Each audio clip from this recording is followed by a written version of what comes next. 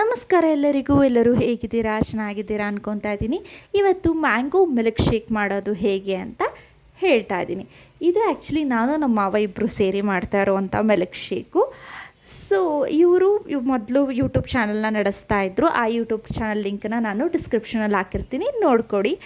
So ಇವಾಗ ನಾನು ಈ ಥರ ಮ್ಯಾಂಗೋಸ್ನ ಒಂದು 5-6 ಮ್ಯಾಂಗೋನ ಕಟ್ ಮಾಡಿಕೊಂಡು ಜಾರ್ಗೆ ಟ್ರಾನ್ಸ್ಫರ್ ಮಾಡಿಕೊಂಡೆ. ಅದಕ್ಕೆ ಒಂದು 2 to 3 ಸ್ಪೂನ್ ಆಗೋಷ್ಟು ಸಕ್ಕರೆನ ಹಾಕ್ಕೊಂಡಿದ್ದೀನಿ. ಆಮೇಲೆ ಇದಕ್ಕೆ ಒಂದು ಅರ್ಧ ಗ್ಲಾಸಷ್ಟು ಹಾಲನ್ನ ಹಾಕ್ತಾಯಿದ್ದೀನಿ. ಇದು ಗಟ್ಟಿ ಹಾಲು, ಅಮೂಲ್ ಅವರ ಟೋನ್ಡ್ ಮಿಲ್ಕ್ ಅಂತ ಹೇಳ್ತಾರಲ್ಲ ಆ ಥರ ಗಟ್ಟಿ ಹಾಲು ಇದನ್ನು ಹಾಕ್ಕೊಂಡಿದ್ದೀನಿ. ಅದಕ್ಕೆ 2 ಸ್ಕೂಪ್ ಆಗೋಷ್ಟು ಐಸ್ ಕ್ರೀಮ್ನ ಹಾಕ್ಕೊತಾ ಇದ್ದೀನಿ.